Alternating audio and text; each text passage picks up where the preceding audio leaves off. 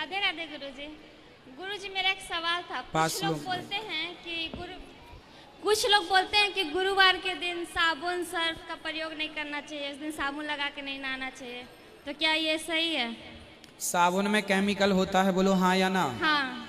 इसलिए हमारे पूर्वजों ने कहा कि रोज रोज केमिकल शरीर में जाएगा, नुकसान होगा, इसलिए इसी बहाने एक दिन तो बचेगा शरीर, इसलिए नहीं लगाना चाहिए। हाँ, मतलब इसका लगाने से कोई पाप या कुछ पाप भी? पुण्य का लेना देना नहीं है, केमिकल से आपकी बॉडी बची रहे इसलिए। बस इसीलिए ना। ठीक है, धन्यवाद गुरुजी। राधे राधे गुरुजी। गुरुजी मेरे पति बहुत गुस्सा करते हैं छोटी छोटी बात पे। आप पर? जी। फिर आप क्या करती हैं जब वो गुस्सा करते हैं?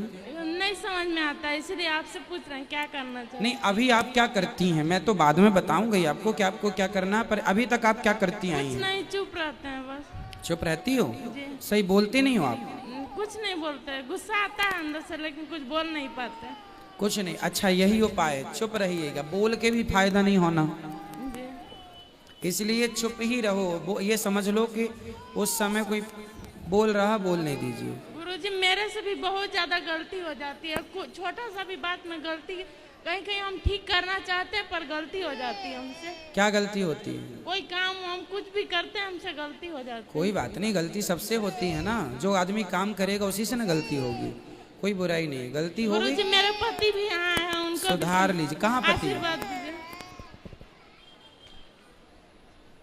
क्यों डांटते रहते हैं अपनी धर्म पत्नी को? अरे नहीं, तो कुछ छोटी सी कुछ बात हो जाती है, समझाते हैं इनको।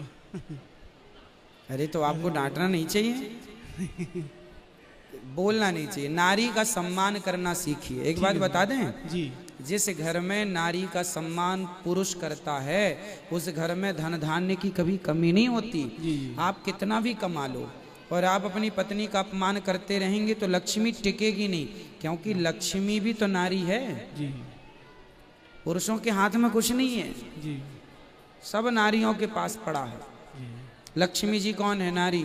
सरस्वती कौन है? नारी। अन्नपूर्णा कौन है? नारी। ये नारियां रूठ जाएंगी तो पेट भी नहीं भर पाएगा आपका, इसलिए पंगा ना लो। राधे राधे। राधे राधे। राधे राधे। खुश रखो, खुश रहो, आनंद श्रीमन से। नारायण गुरुजी। जी राधे राधे। जी जी। जी मैं राजस्थान से आई हूँ, मेरे आपसे मिलने की काफ़ी दिनों से बहुत इच्छा थी, आज मेरी पूरी हो गई है, मेरे को बहुत अच्छा लग रहा है गुरुजी। और सर मैं मेरे परिवार के साथ आई, मेरे हस्बैंड और मेरे बच्चों के साथ। मेरे दोनों बच्चों ने एमटी किया हुआ है, मेरे पति है वो पीएनबी में मैनेजर है। तो सर मैं 6 महीने से प्रोग्राम बना रही लेकिन बन नहीं पा रहा था। तो सर मैं विष्णु सहस्त्र का पाठ करती हूँ करीबन 25 साल से। तो सर यात्रा में जाए तो उस समय क्या करें? पूजा नाके तो कर नहीं सकते, मानसिक कर सकते हैं सर। उसके बगैर मैं खाना नहीं खाती हूँ कभी। मानसिक रूप से कर लीजिए। मानसिक रूप से कर सकते हैं सर। मेरे बच्चा है वो पोता है, वो बहुत बीमार है, तो आप आशीर्वाद दीजिए उसको। राधे राधे बोलिएगा, खुश मेरे पूरे रहिए। परिवार को आशीर्वाद दीजिएगा आप। राधे राधे गुरुजी। मैं हिसार से आई हूँ, हरियाणा से, और मैं क्या नाम मेरे बेटे वो भी साथ में आए थे। पोथी पाठ मिटा के गए से, पूजा करवा के बाद तो चले गए महाराज जी। मैं और मेरी सहेली आई रह रहे हैं। मैं आपकी रोज़ टीवी पर कथा देखती हूँ महाराज जी। ये तो मैंने आपने से गुरु मंत्र भी ले लिया हमने, मेरी सहेली ने रमन ने भी। तो हमने वहाँ से तृप्ति नहीं हुई, हमारे बहुत दिल में थी कि हम ही गुरु जी का वृंदावन जाके भागवत सुन के आए। तो हमारी भगवान ने इच्छा पूरी कर दी। अब हम 7 दिन यही भागवत सुनेंगे, और भागवत सुनते सुनते हमको तृप्ति नहीं आती, मन नहीं करता कि हम हिसार जाए। आज कथा में क्या अच्छा लगा आपको बताओ? है आज की कथा में आपको क्या अच्छा लगा? मेरे को अच्छा ये लगा कि सिर्फ एक कृष्ण भगवान की ही पूजा करो और किसी की इतने मत पीछे पड़ो। अगर कृष्ण भगवान की पूजा करेंगे तो इसमें सब कुछ आ जाएगा। मेरे को ये सबसे अच्छा लगा। बिल्कुल। और भागवत सुनते सुनते महाराज जी मन तृप्त नहीं होता है, ऐसा मन करता है कि यहीं रहूं। बेटे बुआ का फोन आता है, कब आओगी कब आओगी? मखा अभी नहीं आएंगे, हमारा मन लग रहा है। बोला माँ जी अब श्राद्ध लगेंगे तो श्राद्ध कौन गालेगा? माँ पीछे से कोई गाल लो, हमारा मन लग रहा है, हम अभी नहीं आएंगे। ये मेरी सहेली है खुश रहिए। साथ में। राधे राधे गुरुजी। हाँ हाँ, राधे राधे बेटा। गुरुजी मेरे सवाल ये है कि जो भगवान है उन्होंने सिर्फ भारत में ही क्यों जन्म लिए हैं? क्योंकि कश्मीर में ही केसर होती है बेटा। आप कहाँ से आए हो? मैं राजस्थान से, अजमेर। राजस्थान अजमेर में क्या केसर होती है? नहीं। क्यों नहीं होती? वहाँ पे नहीं होती है, क्यों? एनवायरनमेंट की वो होती क्योंकि वहाँ का वो वातावरण नहीं है, वहाँ की जलवायु केसर के लिए उपयुक्त नहीं है। केसर जैसे सिर्फ कश्मीर में होती है और कहीं नहीं, भारत के किसी भी हिस्से में नहीं, उसी प्रकार जैसे केसर के लिए वहाँ की जलवायु अनुकूल है, उसी प्रकार भगवान के लिए भारत अनुकूल है, इसलिए यहाँ भक्त हैं, इसलिए भगवान है। और कहीं ऐसा भक्ति भाव नहीं है, गंगा नहीं है, यमुना नहीं है, गोदावरी नहीं है, इसलिए भगवान भारत में, क्योंकि जहाँ माता होगी वहीं बेटा होगा, इसलिए भारत को माता कहा गया है। भारत माता की जय। तो माँ भारत जैसी हो, माँ भारती हो, तो बेटा राम और कृष्ण जैसा हो, इसलिए बेटा भारत में ही भगवान आते हैं, क्योंकि यही है मूल केंद्र। आपको पता है पूरी पृथ्वी का सेंटर भारत है। जी गुरुजी, मेरा दूसरा सवाल ये है कि जो रावण कंस ये मरे थे तो उनको इनके पापों का फल क्यों नहीं मिला? क्योंकि भगवान के हाथों मरे हैं। जैसे कि पापों का फल जीते जी मिल गया ना बेटा। एक बाप के सामने उसके सारे बेटे मर जाएं, तब उस बाप से पूछो कि उस बाप पे क्या गुजरेगी। तो रावण के सामने सारे बेटे मर गए, तो ये उसका दंड था। अंत में भगवान ने उसको भी मारा, पर परम गति दी, क्योंकि भगवान के हाथों मर के भी कोई नरक चला जाए तो फिर भगवान की महिमा ही क्या रहेगी। इसलिए भगवान ने सबको परम धाम दिया है।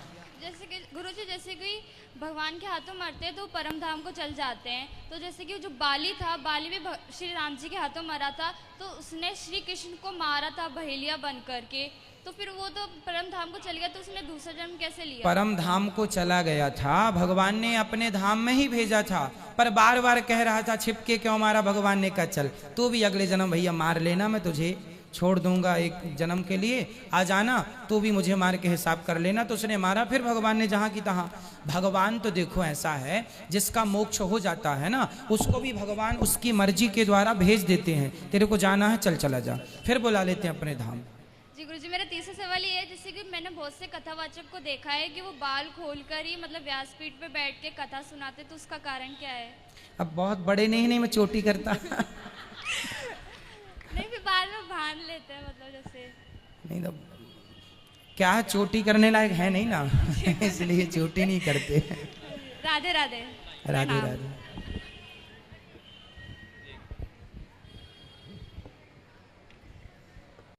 सुनील कुमार पटेल जी, गुरुजी मैं खेती बाड़ी करता हूँ तो मेरे से बहुत सारे जीव मर जाते हैं, तो क्या हम पापी हैं?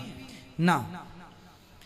देखो जैसे हम रास्ते से जा रहे हैं और हमारे गाड़ी के नीचे बरसात में सड़क में कितने मेंढक होते हैं, तो कितने मेंढक हमारी गाड़ी के नीचे दब के मर जाते हैं।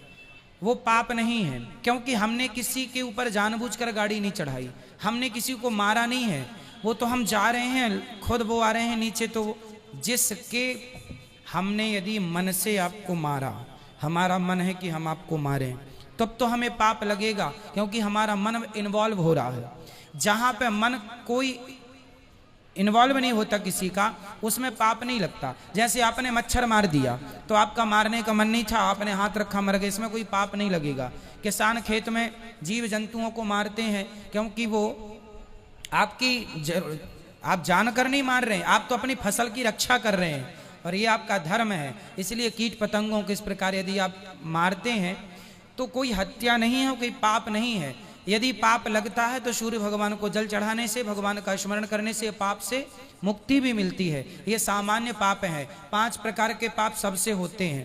पहला पाप झाड़ू लगाने में पाप लगता है, क्योंकि झाड़ू से बहुत सारे जीव जंतु, चींटियों के ऊपर झाड़ू चल गई मर जाएगी, तो ये पाप हमने कोई जान के नहीं किया, झाड़ू तो लगानी पड़ेगा, तो ये सामान्य पाप। दूसरा पाप जैसे चूल्हे पे, आजकल तो गैस का जमाना, पहले कंडे और लकड़ी, ओपले और लकड़ी से रोटियां बनती थी चूल्हे पे, तो उन लकड़ियों में बहुत सारे जीव जंतु होते थे, छोटे छोटे कीट पतंगे, तो वो भी मर जाते थे। तो चूंकि रोटी तो खानी है इसलिए वो भी कोई पाप नहीं है। 5 प्रकार के पाप हैं जो सुबह शाम भगवान के स्मरण मात्र से नष्ट हो जाते हैं। झाड़ू लगाना, रोटी बनाने में जो भी पाप है, सब्जियां काटने में पाप, आप गोभी, बरबटी, भिंडी इत्यादि काटते हैं तो चाकू से काट रहे हैं, इल्ली कट गई, इल्ली होती है ना अंदर, तो वो कट गई। साग सब्जियों में इल्ली विल्ली होती, इल्ली जानते हैं आप लोग? मैं ये जानती हो, रिश्तेदार है क्या? इल्ली विल्ली कट जाती है, मर जाती है, वो कोई पाप, वही अब खाना ही पड़ेगा, सब्जी भाजी तो खानी पड़ेगा, तो वो तीसरा ये पाप है ना। और 2 पाप ऐसे हैं कि हम चल रहे हैं, हमारे पाँव के नीचे कोई जीव जंतु दब के मर गया, वो गाड़ी से दब गया, एक चौथा पाप है। और 5